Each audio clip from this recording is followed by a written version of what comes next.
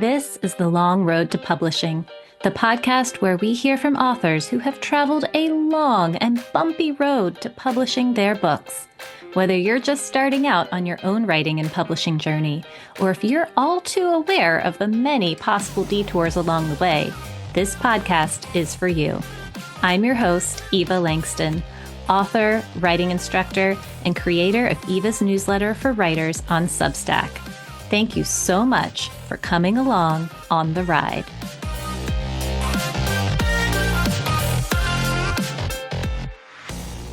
Hello, everyone. I am so excited to bring you the very first episode of The Long Road to Publishing. Today's episode, I'm speaking with author Courtney Maum. This was such a fascinating discussion of Courtney's non-traditional route to publishing. She's published with both Big Five and indie publishers in a variety of genres, novels, a memoir, and her popular nonfiction book, Before and After the Book Deal. But before we dive in, I'm going to do some quick begging.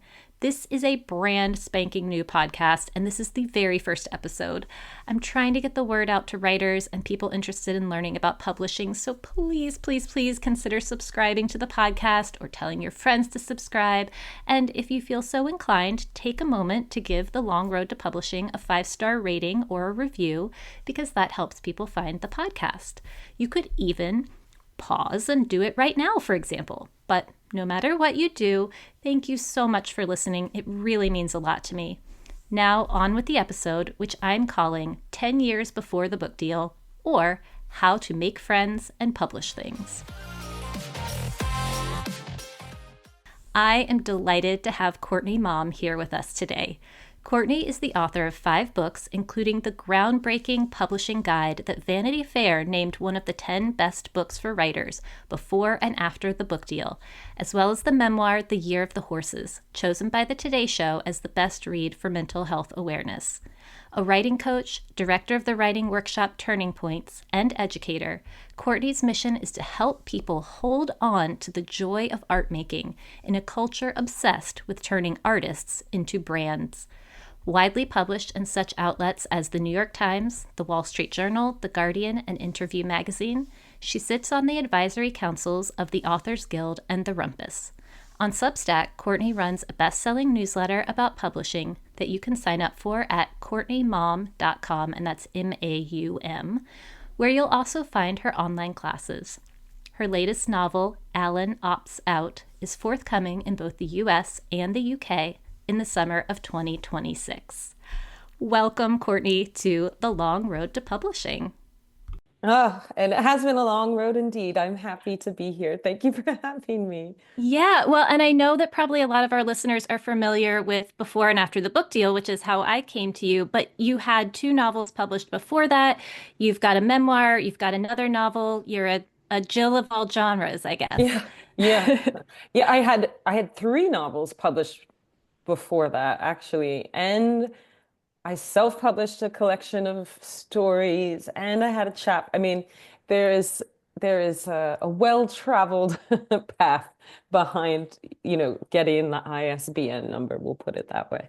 Okay. Okay, good. Yes. So we have a lot to Yeah, discuss, it sounds definitely. like. I did want to just say before we dive into all of my many questions for you that you are kind of part of the reason why this podcast exists, because when I was floating the idea out into the universe and I just posted something on Substack and I was like, here's this idea I have for a podcast. Would people be interested in this? And you were like, I would totally listen to that. And you sort of insinuated you would be a guest on the Of podcast course, I as was well. probably like first to comment. But yeah, but then I was like, well, I've got Courtney Maum. I got to do it now. So I'm really happy you're Well, here. congratulations. It's no easy thing to start a podcast, and I'm just delighted for you. And I know that this will really be beneficial to so many people, including those of us who are being interviewed, and sometimes have some things we want to get off of our little hearts. Yeah, yeah, totally. Okay, well, so there's clearly a lot. We're going to go back in time a little bit. And, Great. a lot of writers, they say they started writing when they were young or they always wanted to be a writer. But when do you feel like you got serious about writing and you were like, okay, I'm going to write and get published? I mean, I'm tempted to say 6 years old because I had this amazing teacher, Mrs. Vici Domini, who has since passed, unfortunately, who taught us, like second graders, I think I was, how to make our own books out of wallpaper and cardboard. We were only supposed to bring in one book, and I brought in six, right? And I put like about the author sections on the back. I was really intolerable. But I started seriously around eighth or ninth grade because I had a fantastic teacher, Mr. English teacher, Mr. Jeffrey Schwartz, who taught in eighth grade and then also in high school. He was basically my English teacher for my young adulthood. And I remember writing an essay in eighth grade that was we had to generate essays around a topic of our choice in Greek myths. And I mean, this gives you a sense of like how seriously I took myself as a writer already. I remember writing this short story called Her, and the topic I chose was disassociation. You know, how women who were being assaulted in the myths usually turn themselves into something else. And so, my God, what was I, 13? And Oh my gosh, wow. I wrote about a rape and someone disassociate. You know, like what was, wow. Rather than take me aside and like sent me to the counseling office, he took me aside and told me about a contest I could send it to. And I just want to pause and say, like, teachers matter. I mean, that moment really mattered to me, that he wasn't embarrassed for me or even worried. You know, he was just like, Hmm. submit this. And so he really, this one man, I mean, there were other teachers that followed, but we're still in touch. I mean, he just retired, but he invites me back to the school all the time. We really maintained a very special relationship. So eighth, ninth grade, thanks to Mr. Jeffrey Schwartz, I started submitting to contests and journals and actually started like racking up a lot of bylines. He told me about the Bread Loaf program for young writers. So I attended Bread Loaf when I was really young. And so from honestly, yeah, from there on, I just kept publishing in both, you know, literary magazines and literary journals, but also I started pretty early on writing for newspapers and magazines. And yeah, so eighth grade, thank you, Mr. Jeffrey Schwartz. That is amazing. And so I'm actually a former middle and high school teacher, Oh, and thank I, you. well, I taught math, but like the kids, like something you say to someone could really stick with them for years. Really, it was really thanks to my teachers. I don't come from a literary household. My parents, I never saw them reading growing up. I mean, my dad would read Hmm. the newspaper for the stocks, but like I never saw my mother reading a book or even a magazine growing up. Interesting. Okay, so from like eighth grade on, you are writing things, essays, stories, getting them published. So what comes next? So what happens next is I went to college, I went to Brown University, and at that point, because I had been very immersed in sort of getting bylines, writing workshops, creative writing programs, MFA track, none of that was on my radar. I had friends who were kind of journalists, you know, bosses or whatever.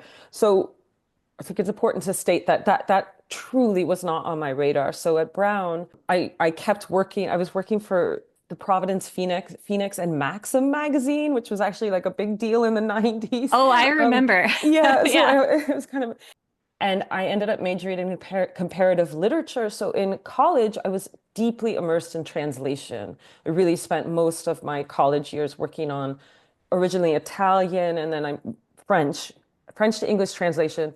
And then pretty much the weekend I graduated, I moved to France. I moved to Paris, where I remained most of my 20s.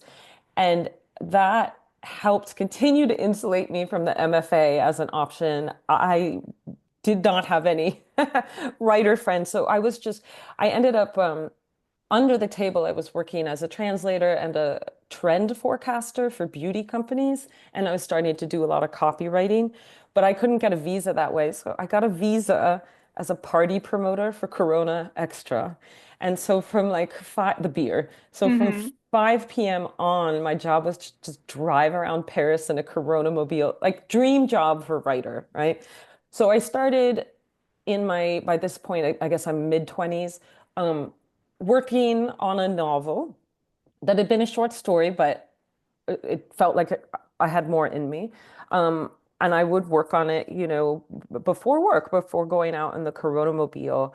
And I mean, I don't even did we have internet? Yeah, we had internet. It was, I remember I had just gotten a Hotmail account. So like these were Hmm. kind of early days. So Yeah. I was like, all right, well, I have written a novel. what do I do? And I think I had no one to ask. I didn't think I should have asked like Mr. Jeffrey Schwartz, but again, I was in Europe. So I went to like one of the big used bookshops in Paris that has a English section, and I found some ancient, a 12-year outdated version of like Writer's Digest or something. And I just highlighted it, and cold emailed all these agents from my Hotmail account. And I did not know what I was doing. And I shared this in a recent, I shared a copy of a letter I'd sent to Binky Urban, who's like the huge deal, Donna Tartt's agent. I was using subject lines like, this book will change your life. Like, Oh oh my no. God. I mean, I was 24, functionally operating in a world where I felt like I was the only undiscovered writer ever because I just had no writing friends. Rather incredibly, and this was so long ago that I was getting letters. The rejections were coming as letters, airmailed to me in Oh Paris. wow. I have one from like Lauren Stein. I mean, it's super cool. And ghosting wasn't a thing. So I will Hmm. say back then, of course, you're getting rejected, but you knew where you stand, which was deeply heartening. And I will say, looking back, if I had been ghosted the way that is so much the norm these days, I don't know where I would be because it's so disorientating and heartbreaking to be ghosted. So long story Hmm. short, I actually had some bites from my my subject line was ridiculous, but because I was a copywriter, I wrote a good query. I knew how to kind Hmm. of sell the book, and the book was, not too bad. So I got an agent. I ended up kind of getting an agent. Everything happened over the flip phone, Hmm. right? There was no Zoom. I did not like fly to New York for meetings, Yeah. right? So over the phone, I started working with someone at Sanford Greenberger. It was a man, and he was so enthusiastic about the project. Now, looking back, his level of enthusiasm and confidence in the book should have been a red flag because he Hmm. effectively told me we're like ready to go out, which for people listening to this, that's incredibly flattering to the ego. But these days, like I just went through an auction for my new book, and I did have someone who said to me, like, I don't know, if I have notes or whatever. And I was like, red flag, because that's just never true, right? Right, right. So, long story short, and I know you have questions about my agent's experience, so I'll just say that he did send it out almost right away, and amazingly, we got an interested editor from Doubleday. So the whole thing felt like a rocket ship to everything I'd ever wanted. And Yeah. I had no one to ask whether this was all normal, so I just assumed it was normal. And that summer, it was a summer of 2005, I think, or 2004. I was speaking to this editor over my flip phone, long distance, all summer, working on revisions. And so again, I was like, this is my editor and the book's coming out. I Hmm. hadn't signed anything, but I didn't know that you don't have a book. A lot of people work with agents without signing anything, but you do not have a book deal until it is signed, legally signed. And money is exchanged normally, right? But I Yeah. was just on the Nokia. And around Labor Day, I came back to see my family and also introduce my fiance. I had scooped myself up a handsome fiance. And I went into New York where I was going to finally meet my editor at Doubleday. And I went to this Soho like Apple bar, which was like the hot thing to do in the early aughts to go check your email. And I was feeling very like a woman about town, Right. and I went to check my Hotmail. Oh my God, I had an email from the editor that was like, I'm so sorry. This is not professional. I know I'll regret this, but I changed my mind and I'm not interested in the book anymore. And she ended up, I think, quitting her job. I don't know what was going on in Oh her my life. But gosh. so the book deal that I thought I had had, which in fact I hadn't had, effectively I was doing a revise and resubmit, but it had not been explained to me, Mm. completely fell apart. There wasn't anyone else at the house, Doubleday, interested in it. And my agent was like, this is not a problem. I know it feels like a problem for you, but she was like the second person who read it. We're absolutely selling this book. And then 18 rejections later, so out on submission, like Hmm. lots of people get rejected by many, many, many, many agents, like even up to 100. but submission to editors is different. More than three rounds of around being maybe 7 or 8 people. It's like it's like you're some tramp that everyone sees walking around the street. So at that point, after the 3 rounds of rejections, he was like, "Hey, like, okay, I think we need to take a pause on this. Could you write like a saucy memoir about your time in France?" And I think he meant like sexual exploit. I don't know. But Hmm. at that point, I was like, "No, where's my massive book deal?" And then everything spiraled. We moved back to New York, my husband and I, around that time. Mostly because I thought I was about to be like some big hotshot novelist. And I just had truly, until that point, been so supported and lauded and congratulated that my ego had been overblown. And I was in no way set up for that heartbreak. I really wasn't. And it devastated me to a point that I could not live in New York City. We made it a year. I was so competitive toward anyone, like I couldn't handle it. I totally spiraled. In 1 year, I wrote two piece of crap novels that I thought that I was trying to write toward the rejections, just, Hmm. and we ended up a year and a half later, we were living in like this crumbling log house in the Berkshires, almost like off the grid. And I'll stop there. But that that was my first agent. Oh my gosh. Well, it's reminding me of my first agent. I think you're right that the overconfidence is a red flag because Yeah, I had an agent who had only read, and I didn't realize, I think I was young, I was in my 20s. I didn't realize this wasn't normal either, that he had right. only read the first 50 pages. And he was like, "Oh yeah, I think we can sell this lickety split, no problem." Hmm. And I thought, "Oh, well, that's what an agent's supposed to say, right?" Yes, And of I course. realize now, many years later, like, first of all, they should have read the whole manuscript and have revision or like some Yeah, idea of a how, point of view. yeah, how they see the novel, what's their vision for the novel, do they have notes on the novel? And they can't guarantee they're going to sell it. I mean, especially in today's market, I Oh guess, God, no. I mean, things, it seems to me things have gotten even harder to sell. But yeah, so overly confident agent is, yeah, red flag. So you kind of had a disastrous Little fall breakdown. followed by a breakdown. But you wrote Yep. two novels in your broken down state, which is kind of Well, sure, but I can write a incredible. novel. I mean, I had another teacher my AP history teacher, who told me I had diarrhea of the word processor. So nobody needs Right. to be impressed that like I can write very quickly. That doesn't Hmm. need its quality. Hmm. Hmm. Okay. All right. So how did you dig yourself out of the spiral, or what happened Well, next? I I pivoted to short stories. I was trying at that point, like in the New Yorker and stuff, they've changed, thankfully, but they were really publishing at that point really sad stories by white men that were a little Raymond Carver-ish. So I was writing sad stories from the point of view of alcoholic white men.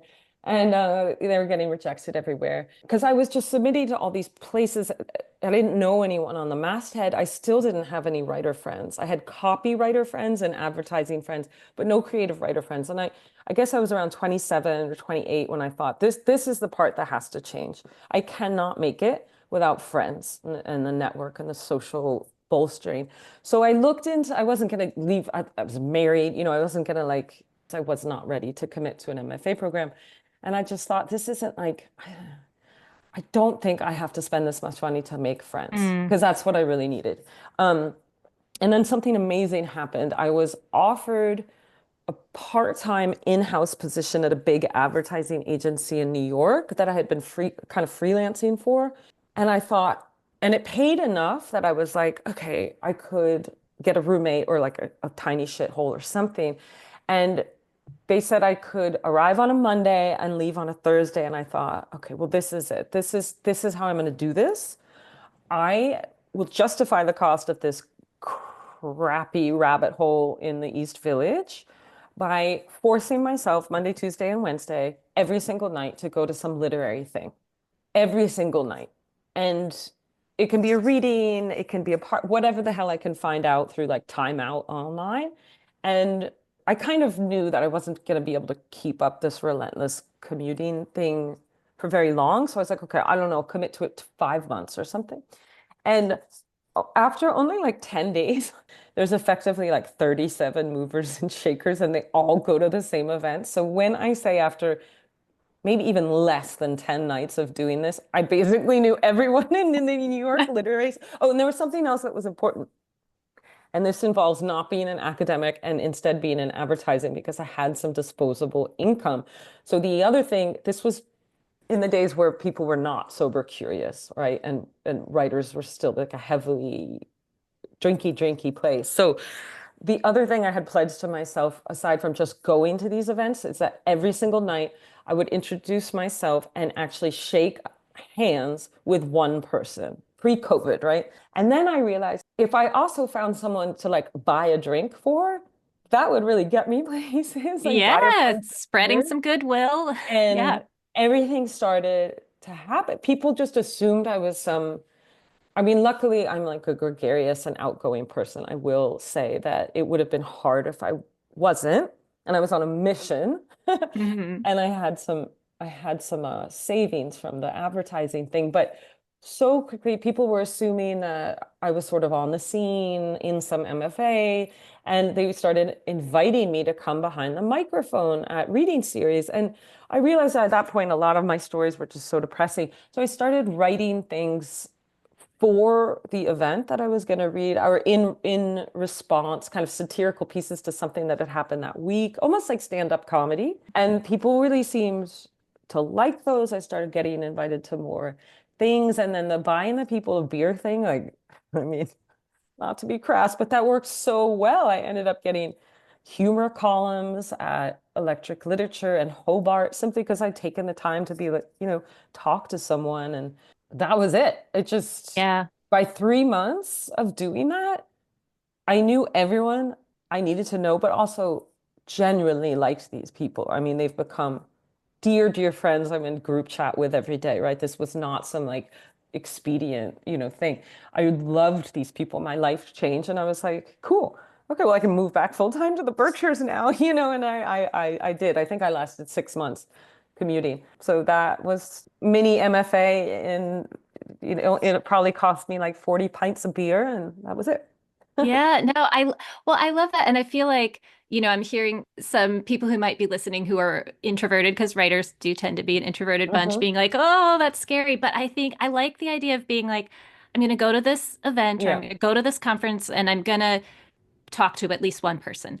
If you like, for people who went to AWP for the first time this year, in Los Angeles, if you say I'm just going to go, that's not enough because these conferences are so massive and so overwhelming, and so many people already know each other. Hmm. So it's like, okay, I'm going to go and I'm going to go to the book fair and I have the budget for 3 books and I'm going to speak to 3 editors. Or I'm going to buy one book and speak to one editor. Or I'm going to go to this person's panel and introduce myself after and just stop there. Right. It's Hmm. not, I'm going to get an agent. Right. These Right.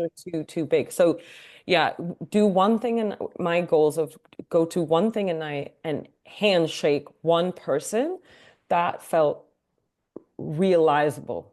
Yeah.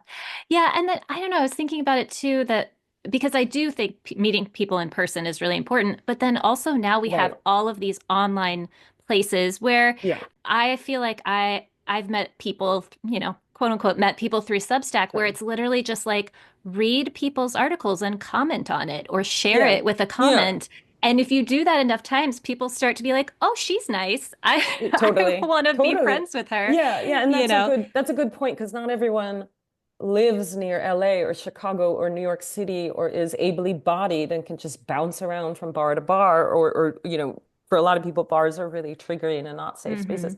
But to your point, it's you do need other people, other Oh, yeah. writers. You need a community, however it is that you find it. And also, you don't have to go to enormous AWP. I feel like going to, a reading or like Yeah. people Your are local bookstore can function this way yeah, just as people are well. desperate for you to come to their book events I and they have one want you to tomorrow, and be I'm there. like, is there going to be anyone that literally, this is the best advice. People just go to local book events, even if you're not interested in the book.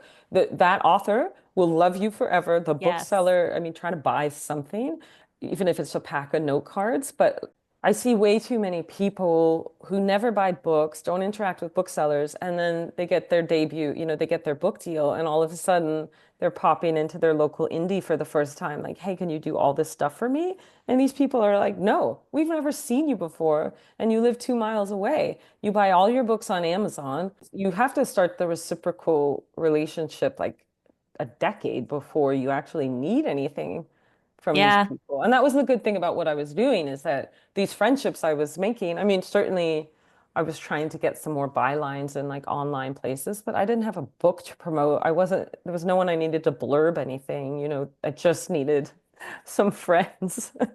Yeah, yeah, no, and to kind of see what the scene is like. I don't know. Yeah, Sometimes I go to, like you said, I go to author events where I haven't read the book, I don't know the author, but I'm like, one day I hope to do this, so I'm gonna see totally. what it's like. And sometimes I'm convinced that I want to read the book after I'm there. Yeah, Sometimes I'm not, but yeah. you know. Yeah, but it's a real learning experience too, because you go and you're like, well, I didn't enjoy that. Why didn't I enjoy that? How Hmm. could I do better if I get the chance to be in conversation with someone? And they don't actually teach you that stuff in MFA programs. They don't teach you how to be on podcasts or how to moderate another author. So it's so crucial that you complement whatever you're not learning in these higher education programs with the real life on the ground experience of being an author out in the world. And I agree with you that there's so many things that they don't teach at the MFA programs. But I will say, at least my MFA program, we always had readings all the time and Hmm. we were required to read. And I do feel like I tell, I'm a writing instructor now, and I tell my students, anytime you have the opportunity, read your work out loud, even if it's terrifying, Totally. because it's practice. And so, And it's the best instructor. Your ego will, like, you can reread on your screen in the privacy of wherever you work, your own work. And you've read it so many times, but also you have that ego protecting you, going like, this is great, this is great. There's really nothing more I can do.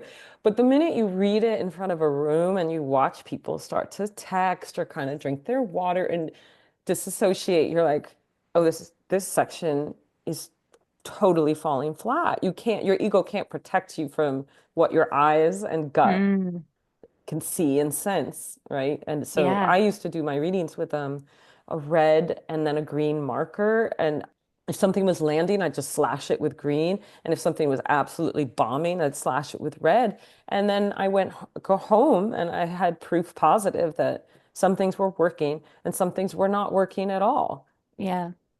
Well, okay, so we've talked about your first agent, and then we've talked about your first novel that kind of didn't go anywhere.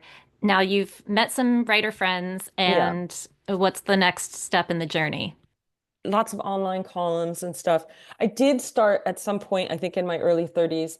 Actually, it was only one summer. In one summer, I did the Wesleyan Writers Workshop as a student, and then I went to Tin House, and then I went to Breadloaf.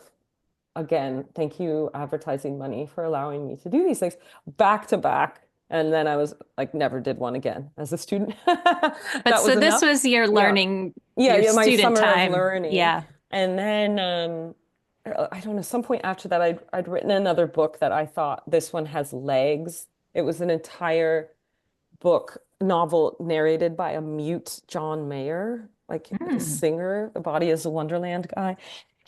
This really happened. He had nodules on his throat and couldn't speak for a long time.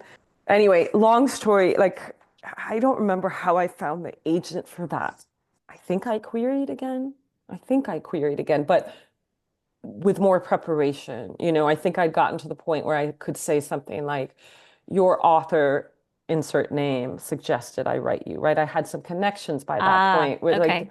the big differentiators when you could put in the subject line, like novel query via Ava Langston. And then they're like, oh, Hmm. well, she's my client. So that time I got someone interested much quicker because again I had some agents who saw me at reading series and stuff and I had had some meetings but I hadn't found the right person yet, and this person like loved this book, had some clients whose work I really respected, so immediately we were just like, yes, let's go. And looking back, like, she too was sort of like, I think this is pretty much like, it kind of is what it is. and people are either going to love it and want to edit it with you or not. And that I understand. I understand why we didn't do developmental edits for that book. It was such a specific, weird project. But quite quickly, I realized that even though she was so bright and so well read and so charismatic, this was an incredibly unorganized person, or maybe it was just that time in her life. And I'm an incredibly organized person, and our work modalities Mm. absolutely did not function together. And it was only like 3 months in of this new collaboration. I was trying to find, you know what I was trying to find? An ex-boyfriend had recently written me this weird Facebook message about how he was an AA and he was formally apologized, you know, one of those AA Yeah. apology letters. And I was trying to look it up to show a girlfriend because this man, I was not even going to accept the apology. And I couldn't find it in my Facebook messages, and I discovered it in the other section where people that you don't have friends in common with go to die. I saw all these messages that actually were professionally related. And then I scrolled, there were so many of them, and I scrolled down and I found this message from a really well-known agent. Why she wrote me on Facebook Messenger, I don't know, but that had been there for 8 months, Oh, asking me out for lunch because she'd been following me online. And I was like, what the hell? And she had listed her clients, and it just so happened that one of her clients, Maggie Shipstead, who's a big, big deal writer, had become a friend of mine recently. So I called Maggie and I was like, I have this email from your agent that's been in my lost in the no man's land for like 7 months. What, but I have someone else, but it's not working. And what do I do? And she's like, hang up the phone with me, fire your agent, and sign with Rebecca. You will never have a better agent. And like that day, I think I wrote her back. And the next day I fired my agent, and I have been wow. with Rebecca Gradinger, oh God, I don't know, since 2011. And she initially was like, yeah, totally. This is a crazy book. I can help you with this. But then once we'd kind of officially, I think we signed because by that point I'd been so scared off by my first experience that I did start telling agents like I want to sign something.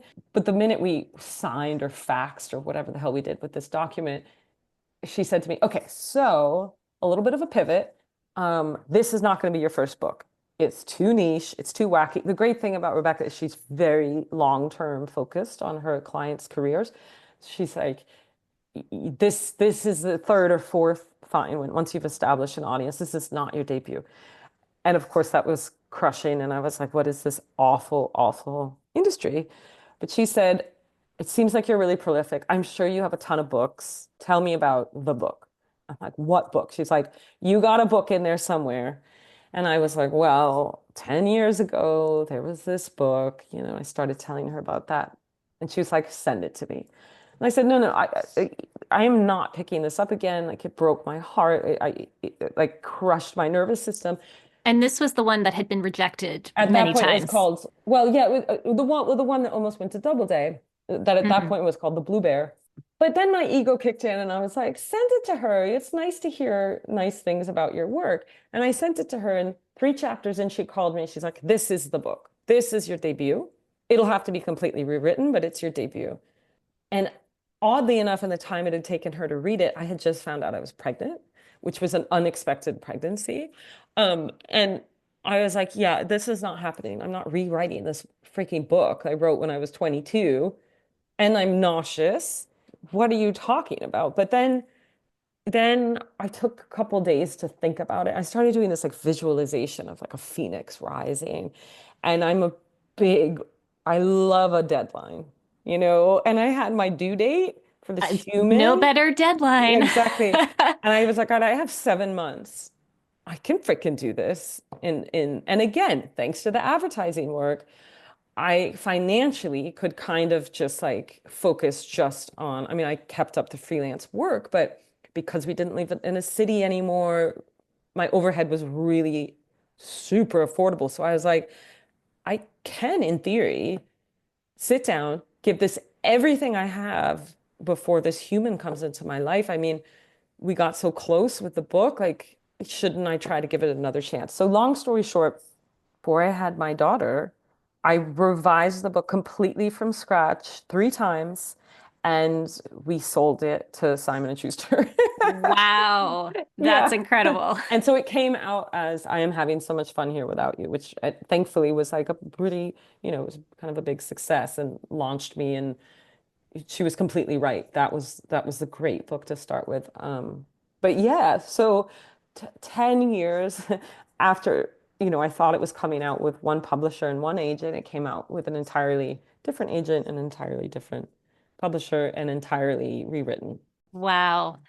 Well, I'm going to mention this now because you've mentioned a few times the advertising money that kind of allowed you Mhm. to do the creative work. And I know you recently talked at AWP and we're kind of talking about like this is another thing that people don't talk about is Financial literacy. yeah, the finances of being a writer and how very little money writers Mm, make, often yeah. for a very long time. Well, and So, also, I mean, you can make you can make heaps of money. Some people do, right? But it's not a reoccurring annual salary. hmm, And this is the thing that's not taught, budgeting. I mean, these days are a little bit behind us, but in theory, you can get an okay amount of money to place something in the New York Times, or you can make money on Substack if you have a platform. But like, you can't pretty much never gonna have an annual salary from right, your writing. So, good for you. You get $100,000 book deal. Awesome. That's amazing. Well, now the payments are divided up in 4 installations over 2 years. And every time you get an installation of that, 15% goes to the agent and 20% to the IRS. So, all of a sudden you're getting like $18,000 a year, which is an adjunct salary, right? right. So Yeah.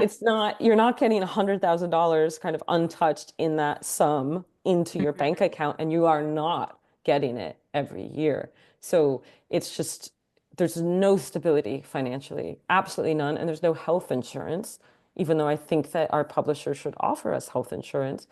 So yeah, I mean it's side money. I don't I mean certainly you can get to a certain point where perhaps you can rely on income, but still I always counsel people try desperately to find another source of reliable income. Yeah. Yeah, I always joke that, I when I became a math teacher, it was because I thought being a creative writer, novelist was just not financially Yeah, sound, which smart. fair enough. But you know what? People always need math tutors and they are willing to pay Yes. big bucks. And Well, exactly. But yeah, I I have interrupted you. supported my writing career for a long time by tutoring Algebra 2 and pre-calculus, Oh my So, God. I mean, there was a point in New York where I was putting little flyers on people's cars to tutor for SAT, oh, sorry, for college entrance essays. That's a hmm. huge market. I mean, there's Oh so many gosh. ways for writers to use their analytical and writing and editing skills. There really are. It's just, unfortunately, most people are taught to go into academia where if you get tenure, great, but what does that take? 12 years more? Yeah. And most people don't get it. So Yeah. that's totally a wonderful career to consider, but you should definitely consider even like being a paralegal. I mean, right? There's lots of other Hmm. And like Corona yeah, or promotion. being a Corona party. Oh my God, that company was run by like these wonderful 3 men who were huge potheads. And I don't think they understood how to run I was overpaid for 3 years. I don't know why I left that company. Yeah, writers definitely, I think, often will find all of the random little Yeah, jobs and piece together, and then you have more inspiration for your stories too. So, totally. yeah. Yeah.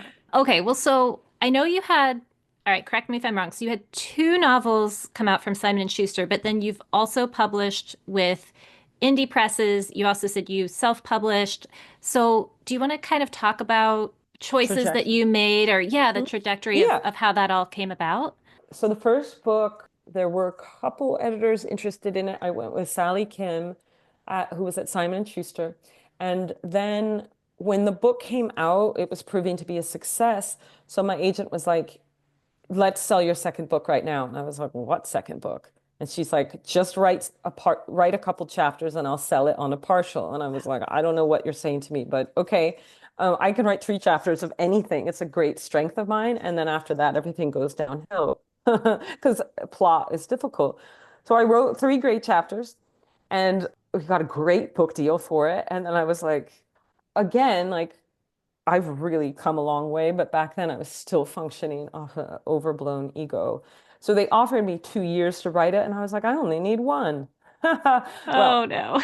this was not, I just didn't know my process, because I'd forgotten that effectively that first book had sort of taken me 10 years, right? So Hmm. I can do a book in 2 years, but I need a full year to be a mess. I need a full year where no one can look at that mess, a year to excavate whatever the hell it is I think I'm doing, and then one more year to perfect it. Hmm. That's how I did my book that will be coming out in 2026. So I was contracted for this book again to Simon and Schuster, but Sally Kim, I think once the book was done, was invited to move to a huge job at Putnam.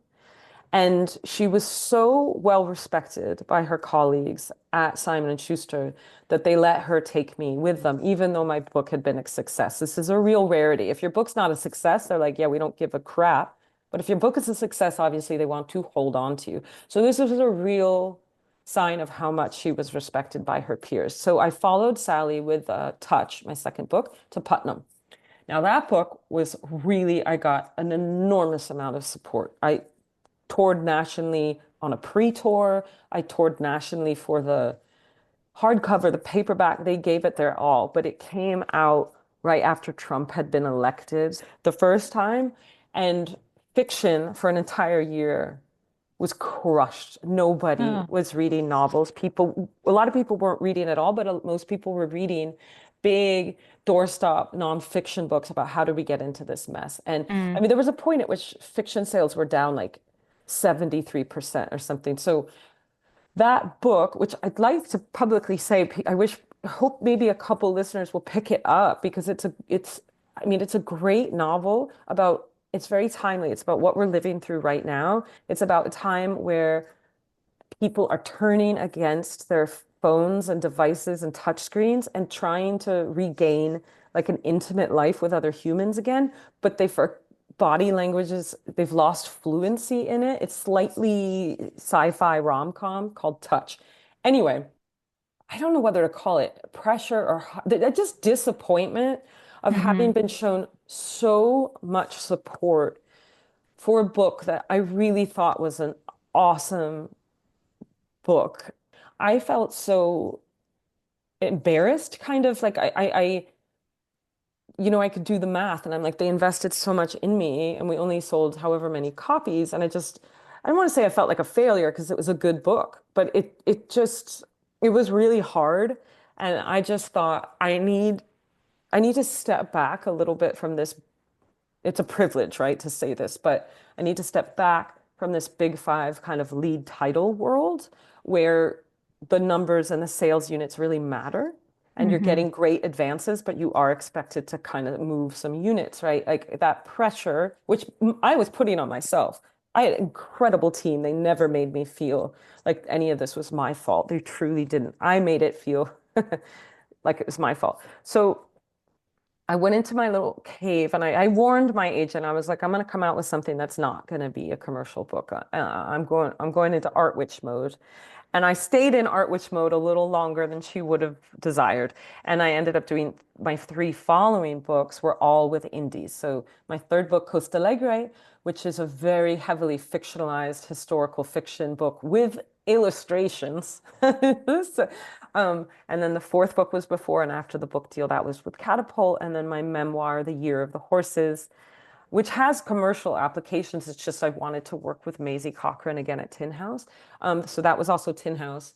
And then over the past last years, I'm like, I know more about myself now. I know so much more about the industry. I'm ready to try the big fives again because I finally understand now that like I can only control the quality of the book and that anything after that, the way it's marketed or positioned or what's happening in the world, I cannot control. I'm in a better place to accept that. So was very open with my agent that I wanted my sixth book. I really wanted to try to get back in that big five lane. And worked incredibly hard on what will hopefully be my sixth novel. Really, really hard. It was not an easy book because I hadn't been writing in that vein of commercial kind of, and when I say commercial, it's actually literary fiction, but it's literary fiction that has an accessibility to be read by a broader audience than, for instance, Costa Alegre, which is a fairly arty book. Like my mom never read that for she was like it's too hard to read. Um, so we we were very lucky. It went to auction, and super happily, I am reuniting with Sally Kim, and she has moved again to Little Brown. But the cool thing about staying loyal to people is, number one, Maisie Cochran, who I started off with at Tin House, is now the publisher of all of Tin House, and Sally is the publisher of all of Little Brown. So it just makes me so, it makes me happy for myself, but it makes me happy for these women that, in my own way, I've been supporting and they've been supporting me.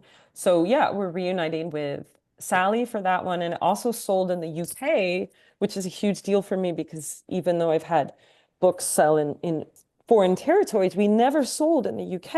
And I write in English, so that had always been a little bit of a chip on my shoulder. So I'm really, really happy about this, and mostly because I worked my absolute tail feather off. Yeah, yeah, So it feels deserved, it does. I really worked hard for this kind of comeback. yeah. Do you, I, because I hear about editors moving all the time, is it so Hmm. that they can move kind of up and Yep. to a higher position, Yep. and that's they have to go somewhere else to do it? Okay, gotcha. Yeah, yeah. And I would say just a point of counsel for people. A lot of people fantasize about two book deals, and it's true, especially if you're doing nonfiction or memoir. A two book deal can be incredible because you get money up front to go research. So if you're doing novels that entail a lot of travel or whatnot, that can be amazing. But be somewhat cautious of the two book deal because you're locked in contractually to one publisher. And so if your beloved editor leaves or the publisher goes in a different direction, which happens all the time, the imprint I published my first book with, when Sally left, they kind of went to like celebrity cookbook realm.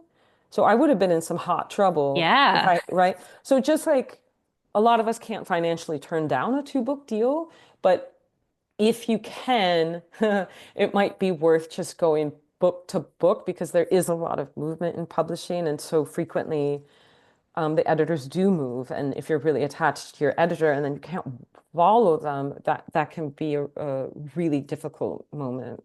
Right. Yeah, I have a friend who I think she had signed a two-book deal, and then her editor left after the first book, and there were no other editors who wanted Wanted to to, yeah, work with her on the second book. So then she was in no man's land because she's like, yeah. I can't do anything with this book because I'm contracted to this publisher. And she just had to wait, I want to say like 2 years or Yeah. something until there was another editor who would work with her on it. So Yeah, it's, and the timeliness for your project, I mean, that's a particularly egregious situation. I mean, sometimes you can negotiate to get your rights back, but that's very complicated because that will mean repaying them, and maybe you've spent the money on a down payment. So again, listen, in most cases, it's a beautiful boon and a blessing to have a two book deal.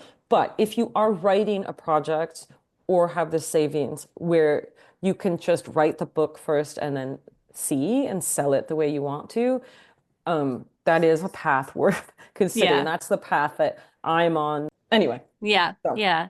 Well, okay, so I have one more question going back to you had had your novels and then you said to your agent, I'm going into my writing cave. I'm going to yeah, come out with something you won't different. like. Yeah, And so did you come to her with this and say, I think we should sell this right. to indies? And she agreed, and then she helped you.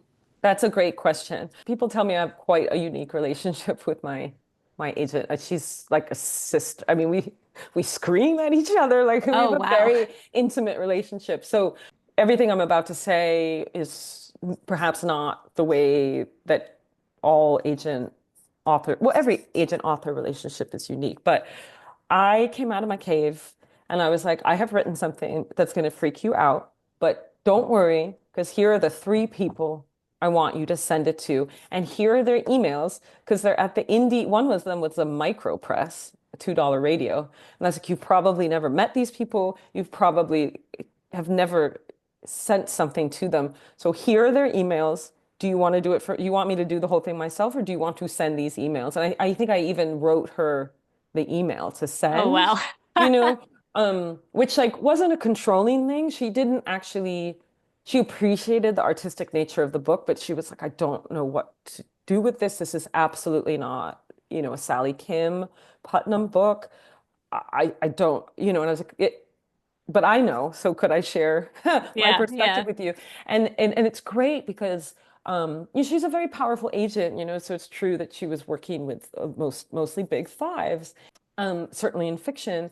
And it's super cool because now Rebecca and my editor Maisie at Tin House like work together a lot, They ended up totally delighting in one another. And we have as a triptych, we have a really strong relationship also. And I also want to say like the level of gratitude I have for my two chief editors who kind of let me have this polyamorous thing. Like Maisie, I hope she wouldn't mind me sharing this. She called me on the phone to congratulate me on selling my book to Sally. Like Yeah. Oh, that's what nice. an act of generosity. She was truly excited. She's like, I love Sally Kim. Like I can't think of a better home. I mean, amazing, right? So, and then that I repeated the same process for before and after the book deal. I was like, I think that Catapult would be the right place for this because at that point they still had a really robust online writing workshop, and they had suggested to me, because I had friends there, that we could build up a course around the book, and also that they could help put me in touch with some of the people I needed to reach to do the interviews. And then when the Year of the Horses came around, that because that book had more commercial appeal, we did have more protracted discussions about whether or not to go out on submission to editors beyond the indie ones I'd been working on. Sally doesn't do nonfiction, so that wasn't a possibility. Um, but at that point, it was pandemic, right? We'd just been through the first Trump presidency. The book itself was about a deep, severe depression that I had been in. And it was also a period, it was around Me Too, and there was a big racial reckoning in publishing. And a lot of white editors were dropping like flies, being replaced, being fired. It wasn't a very stable, I mean, publishing is never that stable, but this was like 2020, 2019, 2020, very unstable time. And I just thought, Maisie loved the book, even though I showed her a draft that was real rough. She loved it and she got it. And I thought the benefit of going with someone that I love, and have a very strong working relationship with and a super intimate relationship with, who already knows a lot about me, and not having to kind of onboard with an entirely new person and new team is worth the amount of money that I would be giving up by not trying to go with the big five. Do you know what I mean? So, Yeah. so went in that direction for that one, and then with Alan opts out, as I explained, we're swerving back into the big five lane. Very. Yeah. Yeah. Well, do you want to give us a little pitch about what Alan Opts Out is about? Ooh, I don't have my log line yet, which is terrible because I'm like always. I mean, basically, it's effectively it's about a capitalist who tries to opt out of capitalism by living off a half acre of land in his Greenwich, Connecticut backyard at the exact time where his wife is trying to climb the social ladder with all of these, waspy power agents in Connecticut. And he moves into his daughter's playhouse. Um, and just is living, and it's a luxury playhouse it's built to look like the main house, Oh my but gosh, I but it love it. has no electricity or anything. So it's And he's trying to live off the land in their backyard. yeah, but they only have half acre, right? It's like real Yeah. suburban Connecticut. Yeah. So yeah, it's sort of like, I don't know, I guess a log line would be like American Beauty for the digital media age or so. I don't know. I don't have it yet. I'll come up with That's my long okay. run. If you, yeah, send it to me, we'll put it in the show notes.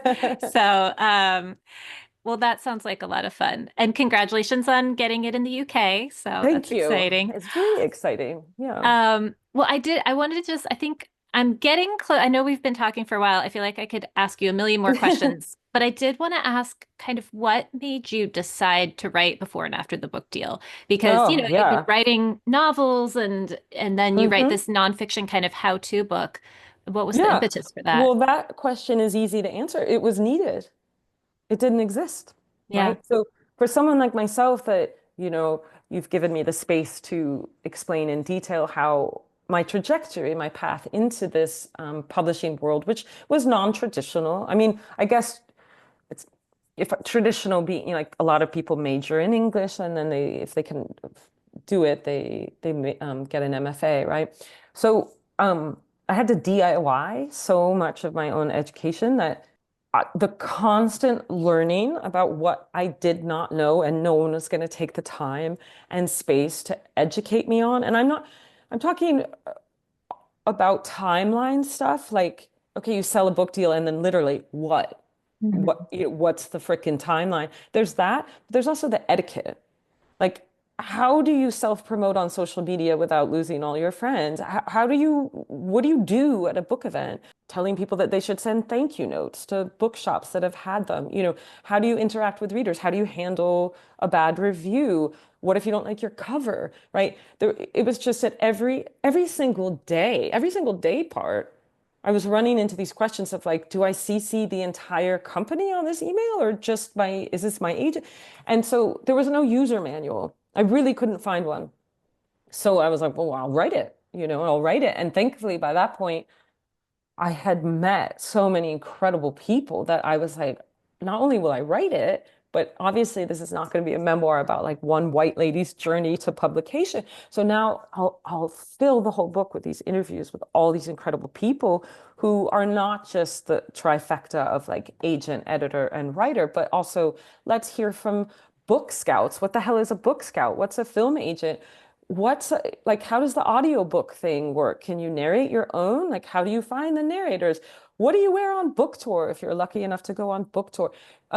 So it's very much what to expect when you're expecting, but for authors. And something that makes me so proud of that book is like I don't actually get all that much mail about like, oh, I wish you'd covered this topic. It's pretty exhaustive. It's And yeah, comprehensive. for Yeah. the things that I didn't cover, I now complement them in my before and after the book deal Substack, where I can write about things that didn't exist at the time, like newsletter writing or the fall of democracy, for example. Those things. Those things. Well, okay, so this might be, I don't know if this is a hard question or not, since you literally wrote a whole book of advice for writers, but I do always end each episode with a tip for the road, a tip about writing or Yeah. querying or how to survive this crazy industry. So, do you have a single tip for the road you can share with us? Yes, I do. And it might seem mundane, but I think in this particular moment, it can be life-changing. Really use your out of office. So if you have dedicated, like I'm someone that has dedicated blocks in my calendar of when I'm writing, and instead of just sort of hoping that no one will bother me, I put up an out of office that specifically says, like, I am working on my novel. And I wish I could do that in text messaging, but Instagram, you can even put an avatar up, but really use that out of office, even if no one's going to email you for the half day or day that it's up, because I think one of the best things we can do is empower and educate those around us to help us protect our writing time. And so by simply signaling to people, hey, it's Monday morning. On Monday mornings, I work on my fiction.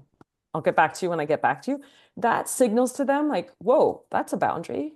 Oh, she's writing a book. And it just does this tiny little tweak. And over time, I have trained my friends and family and even neighbors that if Monday and Tuesday, those are my writing days. Like, just forget about it. Unless my house is on fire, also now I have an out of office that affects, it's like a blanket thing. Like I'm not blurbing right now. I'm not doing brain picking. But instead of just being like, I'm not doing these things, sucks for you, goodbye.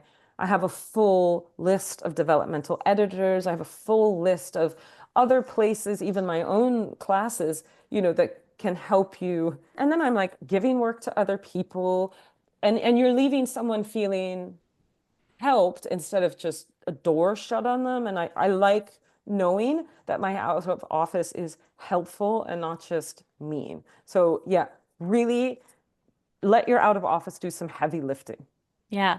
And then you're not only saying to the world, this is my time that I'm taking seriously for my writing, but you're also saying it to yourself I'm too. saying it to myself. And I'm Yeah. also, I hope, encouraging other people to do the same and start taking Yeah. their writing so seriously that they are just not available while they're writing. It's not some like cutesy thing they're doing in their pretty little she shed, right? This is their dream. And this is how you realize a dream with hard work and extremely hardcore boundaries.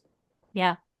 But holding on to the joy of art making. I Sure, was sure. going I mean, yeah, I was but there's going back also to your joy. bio. Yeah, but you know what? The joy comes in when you have focused time, Yes. which, listen, for a lot of people, it's going to be a half hour, maybe 2 hours, right? No one, I don't know a single writer, and I know the million-dollar book deal writers, no one is like, all week I'm writing unless they're at a residency or something. Nobody does. I write on Mondays and Tuesdays. That's it. The rest of the week is I have Yeah. 100 different identities. But there can't be joy if you're getting all these notifications and 100 emails that you feel pulled to write, and you have a boss who doesn't respect, your time at 4 a.m. or on Saturdays, or your family's running your room and they're just like, whatever, that's mom or dad's like weird thing that they're doing. The joy is sort of impossible if you don't set yourself up for Yeah. concentration and focus, I think. I agree. I agree because I think part of the joy is when you get into that flow of deep concentration and you're really Totally. in it, you're in that Yeah. scene, and then you look up and you're like, oh my gosh, 2 hours has flown by. Amazing. Is that not the That's, best feeling? yeah, Yeah. that's the Yeah. best. Yeah. Yeah. Well, this has been amazing. It has. I've so enjoyed talking to you. It was really nice. I have like a significant following on Substack, and oh, look at this splashy information about my new book deal. It's so easy for people to go like, oh, she knows everyone, and that's how she got there. And it means a lot to me, really, that you're taking the time for me to share what is a deeply meaningful story to me, because it's effectively decades and decades of extremely hard work and a lot of heartache. This Yeah. did not happen overnight, and it doesn't happen overnight. A huge thanks to Courtney Maum for coming on the show, and an equally huge thanks to everyone out there for listening to the very first episode of The Long Road to Publishing. Also, a big thanks to Allison Ayres, who was my first listener for this episode. The Long Road to Publishing is produced and edited by me, Eva Langston, and the intro and outro music comes from the artist Soundroll on Upbeat. You can find me online on Instagram, Blue Sky, and Substack with the handle Eva Langston. Even better, find my newsletter for writers at evalangston.substack.com, and feel free to send me an email. The podcast address is longroad.pub@gmail.com. Remember to rate, review, and subscribe to the show, and I'll be back soon with more stories about the long and winding path to publishing and more tips for the road.